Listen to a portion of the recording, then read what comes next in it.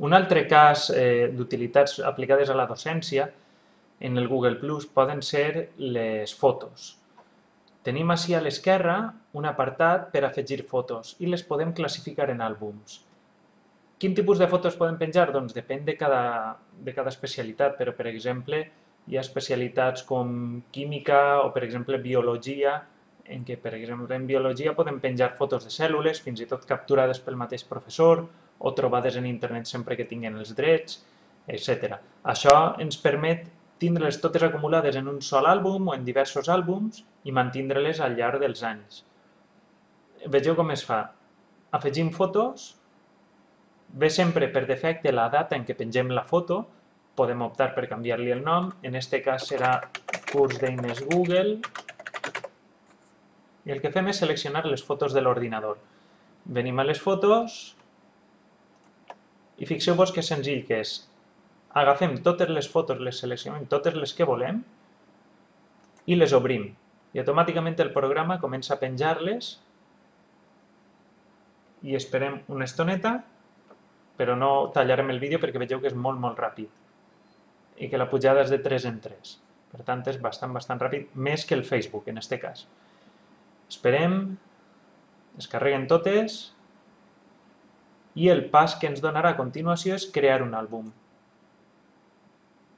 Si tenim fotos de persones, ens trobarà i ens farà un etiquetatge i etiquetarà totes les persones que ell identifique, si és que ja hem etiquetat persones abans. Si no fora el cas, nosaltres podem dir-li, eixiran les cares i direm esta persona és esta persona, sempre que la tinguem afegida aquesta persona en els cercles.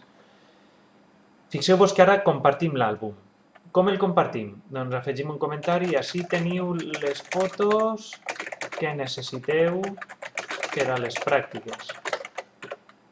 I ara ve quins privilegis o quina persona té la possibilitat de veure en la seva línia temporal la publicació que hem fet. Fem clic així. Esta és tots els nostres cercles. Esta és públic, és qualsevol persona que tinga la nostra adreça de Google+. És a dir, la tinguem en els cercles o no la tinguem en els cercles. Diríem que és el grau màxim. El segon grau és els cercles ampliats i el tercer, el més restringit, són els cercles. Els cercles ampliats vol dir que ho podríem veure les persones que tenim en els cercles i les persones dels cercles d'aquestes persones que tenim en els cercles. És un poquet complex d'entendre, però és molt senzill. I després ja tenim els cercles que en són nostres, individualitzats. I podem donar, per exemple, que això ho podran veure el cercle de coneguts. Compartim i podem o bé compartir simplement o també enviar un correu electrònic perquè els avise que efectivament acabem de compartir un element. En aquest cas no volem fer-ho, simplement volem compartir i ja tenim així, ens apareix la nostra col·lecció de fotos, en aquest cas d'àlbums. Si mireu quants àlbums tenim, només tenim un àlbum, que és el curs d'eines de Google. Si en farem un altre, doncs penjaríem un àlbum nou. I si venim a la pàgina d'inici, al nostre historial, veureu que Arnau Beteta, és a dir, nosaltres, acabem de publicar unes fotos determinades. La persona que hi hagi connectada, ara veieu, en aquest cas ens apareix així la publicació d'Arnau Beteta, etc.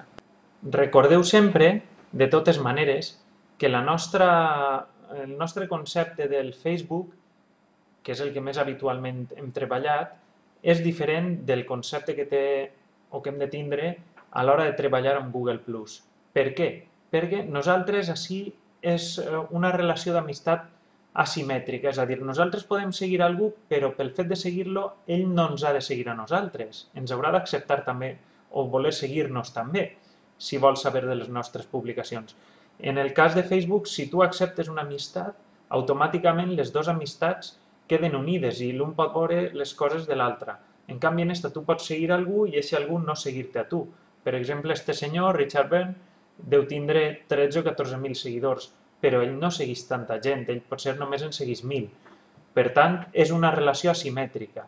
Així que el fet que Arnau Beteta seguisca Robert i seguisca Héctor i seguisca Richard Byrne no vol dir que Robert, Héctor i Richard Byrne el seguisquen. Sí que és cert que quan segueixes algú li apareix un missatge que diu tens un nou seguidor, aquesta persona, i aleshores l'altra persona, si li interessa, et seguirà també, si no, es quedarà així. És una manera bastant pràctica de funcionar, per a no tindre sobresaturació. Per tant, amb això hem acabat ja com es pengen les fotos i com es comparteixen.